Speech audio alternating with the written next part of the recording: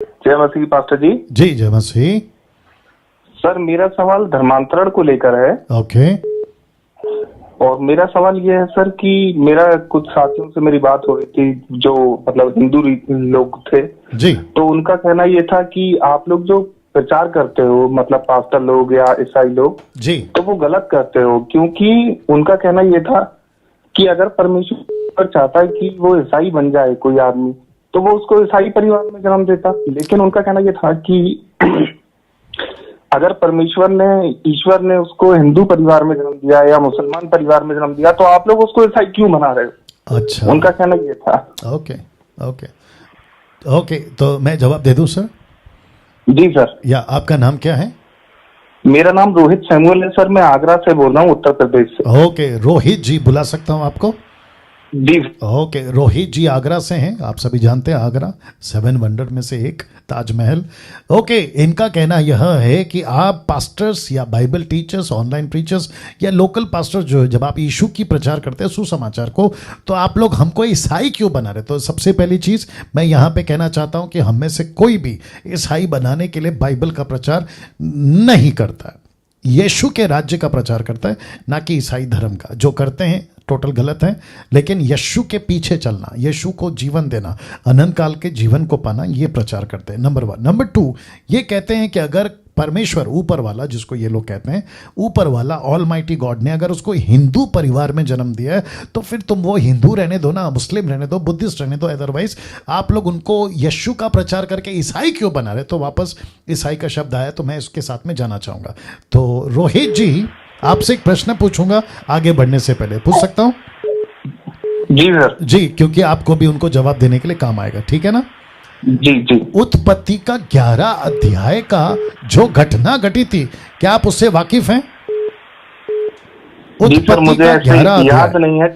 Okay okay okay okay, मैं बताना चाहूंगा, मैं तो बताऊंगा, लेकिन मैं इसलिए पूछ रहा था। देखिए, मसीहत को, मैं संडे को इसके ऊपर तो प्रचार करूंगा, मसीहत को खुद को व्यक्तिगत बाइबल की बातों से एजुकेट होना, बातों को याद रखना, जो घटनाएं घटी उससे वाकिफ होना बहुत ज़रूरी है। जैसे एक औरत अपने घर के हर कमरे से वाकिफ रहती है, एक आदमी अपने घर के हर कमरे से वाकिफ रहता है, एक ऑफिसर, बॉस अपने ऑफिस का, उसको पूरा का पूरा जितना ऑफिस है ना उसको सब कोना कोना पता होता है। एक डिस्पेंसरी चलाने वाला, मतलब दुकान, दवाई की दुकान चलाने वाला, कि कौन सी दवाई कहाँ पे रखी है उसको सब वाकिफ रहता है। ऐसे ही एक क्रिश्चियन को, मैं क्रिश्चियन वर्ड इसलिए यूज़ कर रहा हूँ क्योंकि बात वैसी चल रही है, मसीह को फॉलो करने वाले को बाइबल का कोना कोना पता होना चाहिए, ताकि अगर कोई प्रश्न पूछे तो टक करके जवाब दे। तो आता हूं उत्पत्ति के 11वें अध्याय में, निकालना जल्दी देना मुझे। रोहित जी मेरे साथ लाइन में बने रहे।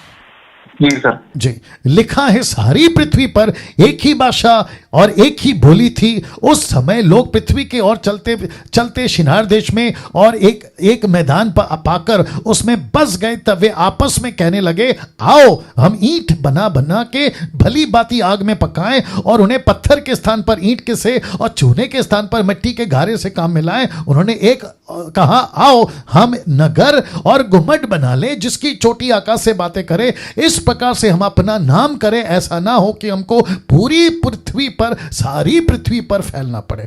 तो इसका मतलब क्या है रोहित जी? इसका मतलब है कि उत्पत्ति के 11वें अध्याय में, और मैं आपको बता दूं कि आदम को बनाने से लेकर अगला चैप्टर अब्राहम का है, वहां आने तक कम से कम 1800 साल बीत चुके हैं।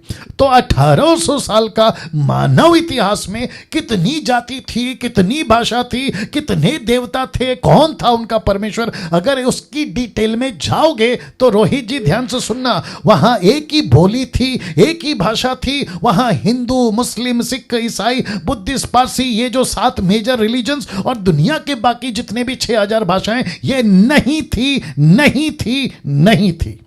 एक ही परमेश्वर को वो जानते थे जिसका नाम है यहोवा आदोनाई, परमेश्वर एलोहिम। तो वहां कोई जाति नहीं थी। तो इसका मतलब है कि उत्पत्ति के 11वें अध्याय में जातियां फैल गई, भाषा फैल गई, पॉपुलेशन फैल गया और आज टिका है 7.9 बिलियन। तो इसका मतलब यह है कि आपका जो धर्म बना है, आपकी जो जाति बनी है, वो एक ही जाति से टुकड़ों में बटी है। तो कौन सा हिंदू, कौन सा मुस्लिम हुआ? हम तो आपको लौटाकर आपके घर पे ला रहे हैं, कहां आपको भटका रहे हैं? अब बताइए। नहीं, वो बात ठीक है सर, लेकिन मैंने जो कहने का मतलब था वो यही था कि उनका कहना ये था कि अगर जैसे ईश्वर उसको चाहता कि वो मसीह जीवन जिए तो वो उसको मसीह परिवार में पैदा करता। अरे सर, आप अभी भी नहीं समझे ना भैया, ये जियोनोलॉजी है ना, ये उनका वंशज है ना सर। आप अगर उस वक्त से जो फैली जाती है या उस वक्त से जो वहां पर फैल गए हैं उनके हिसाब से पूरा जनरेशन चल रहा है ना सर। अगर आप हिंदू जी में सर। तब बने थे, आपका जनरेशन कौन सा निकलेगा हिंदू? आप तभी मुस्लिम थे तो कौन सा जनरेशन निकलेगा मुस्लिम? आप तब यहूदी थे तो कौन सा युग निकलेगा यहूदी? तो ये करते करते अभी 6000 साल हो गए ना सर, बीच में काट तो नहीं सकते ना भैया। तो ये वही जनरेशन है और जिसके चलते, ध्यान से सुनिएगा रोहित जी, इसलिए कहा था कि बाइबल जी सर। पढ़ना बहुत जरूरी है। यीशु का जन्म कहां पर हुआ? यीशु का जन्म कहां पर हुआ? रोहित जी, आपके जो पीछे आवाज आ रही है वो कंट्रोल करिए। जी सर। यीशु का जन्म कहां पर हुआ? यरूशलेम में सर। एग्जैक्टली क्या था वो? मिडल ईस्ट, जहां पे मुस्लिम नहीं है ना, जहां पे हिंदू नहीं है, मुस्लिम खैर फिलिस्तीन की बात कर रहे हैं वो तो थे, लेकिन वहां पर बौद्ध नहीं थे, हिंदू नहीं था, बाकी लोग नहीं थे। और ऑफकोर्स जहां यीशु पैदा हुआ वो यहूदी कौम है, इसलिए तो मत्ती 2:2 में लिखा है यहूदियों के बीच में तुम्हारा राजा पैदा हुआ है। तो यीशु मसीह वहां पैदा हुआ, तब जाकर यीशु ने कहा कि ये जो सुसमाचार मैं लेकर आया हूं इसको पूरी दुनिया में प्रचार करो। इसका मतलब कि जातियों में प्रचार करो। क्यों? क्योंकि उत्पत्ति 11 के अध्याय में जातियां फैली थी, अब उसको लौटाकर वापस प्रभु लेकर आया। तो इसमें गलत क्या हो गया? तो हिंदू को नहीं प्रचार कर रहे हैं, वो हिंदू जो उत्पत्ति की 11 में बिखर गया था उसमें प्रचार कर रहे हैं। जी सर, समझ गया सर। ये कॉन्सेप्ट है, अगर आप नहीं समझे तो मैं एक तरीके से और समझा देता हूं। ये ऐसी बात है कि एक बाप है और उसके कम से कम 7-8 बच्चे, तो बाप तो वही रहेगा ना सर रोहित जी। बच्चे यहां वहां जी चले सर, गए जी सर। तो उनको लौटाकर वापस लेकर आओ। याद रखिए ये आदम की औलाद हैं। रोहित जी, वो चाहे अनिल हो या वो मुकेश हो या सुनील हो या सलमान हो या रफीक, ये सब आदम की संतान है सर। आदम उसका जी सर, ओरिजिनल जी। बाप है और आदम का ओरिजिनल परमेश्वर है, ये हो एलोहिम। जी सर। या जी ऐसा है जी सर। ओके रोहित जी। जी सर। या